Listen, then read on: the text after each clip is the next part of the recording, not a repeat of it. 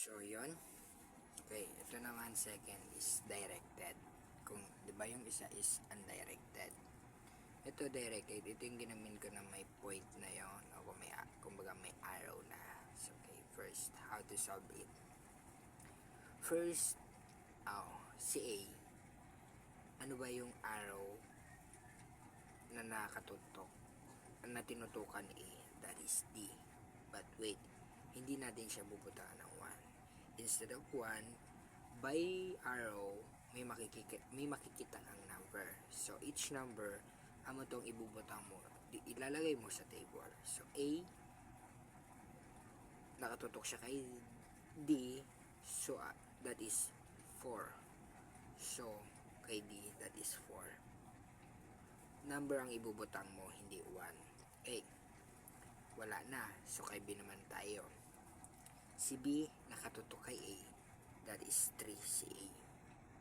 Kay 3 man yung nasa arrow. Si B, nakatutok kay A. So, that is 6.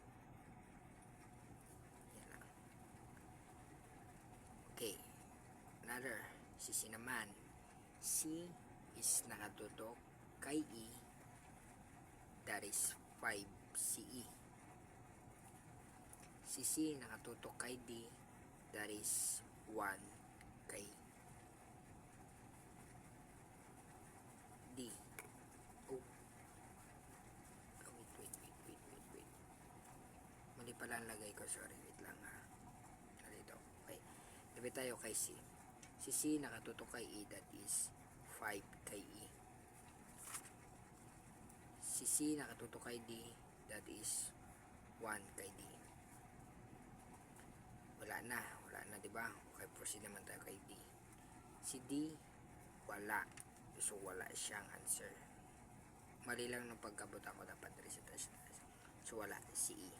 Kay si D. So, kay E naman tayo. Si E, nakatutok siya kay C.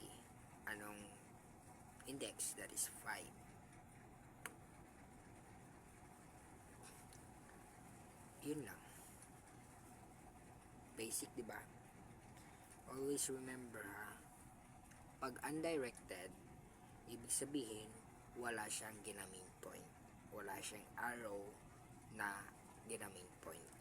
Kapag directed, ito na yung may mga arrow na may ginapoint ka na may by letter. Okay, kung ano yung value dito sa kung ano yung index value na nasa arrow, amo tong ibubutang mo sa table. Gaya sining 4. So, si A, ang arrow niya papunta kay D, ang index naman is 4. Kaya 4 ang inilagay ko kay D. Kay B, going to point kay A, ang index niya is 3. So, 3. B to E, that is 6. C to D, that is 1. Kay 1 man yung index.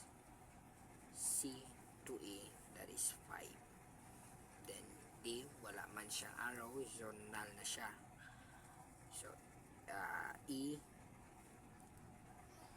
to C lang man, so that is 5. Paano nag 5? Because yung arrow niya, para silang nakatutok. Kung ano yung index value, amo ito ilalagay.